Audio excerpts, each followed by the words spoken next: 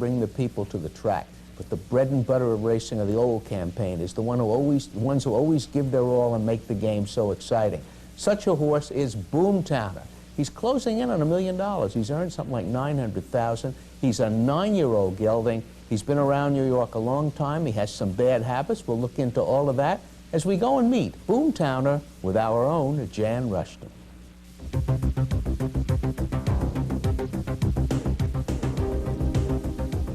Hi, I'd like for you to meet Boomtowner. He's a very special horse, not only because he's a stakes winner and he's also 9 years old, but because he started at the bottom and climbed his way to the top. See, he started out his career at Rockingham Park in a $5,000 claiming race. And he won that day by 10 lengths, and he's made winning a habit ever since. Making his way to Saratoga, he was claimed by Gaspar Machera and then Butch Lenzini. Over the next 3 years, with Lenzini training and Diane Nelson riding, Boomtowner blossomed, at one point winning 7 in a row, including the Sporting Plate and the Grade 3 Toboggan.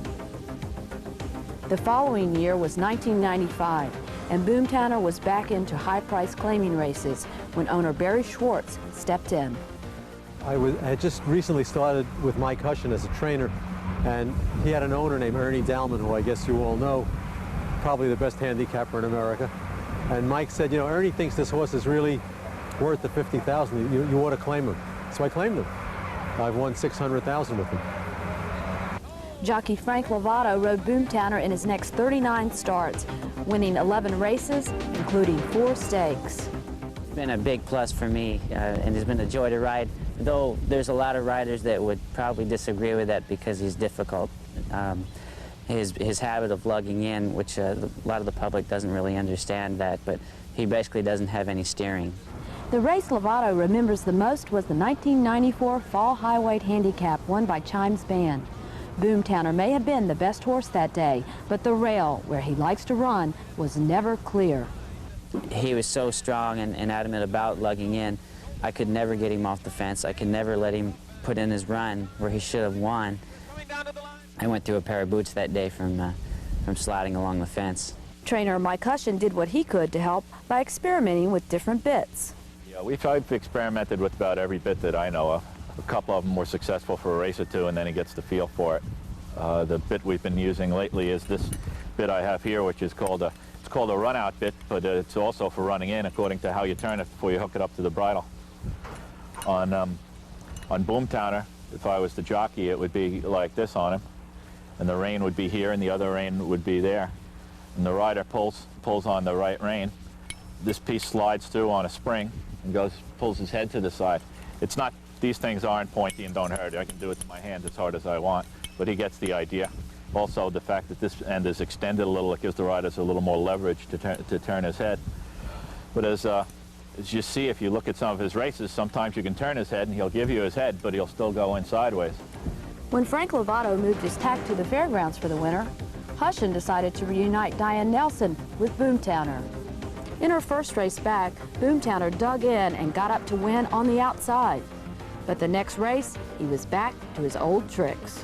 He came out of the gate, he had the outside post, and he broke, you know, and he was relaxed and sitting good, and he was going very straight.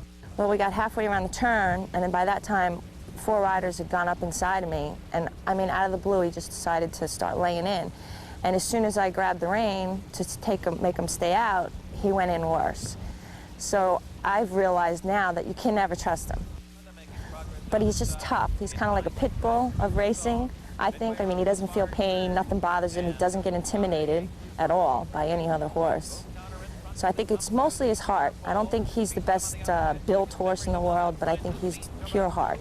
But he's still not a schmoozer, you know. He doesn't really get real lovey or anything.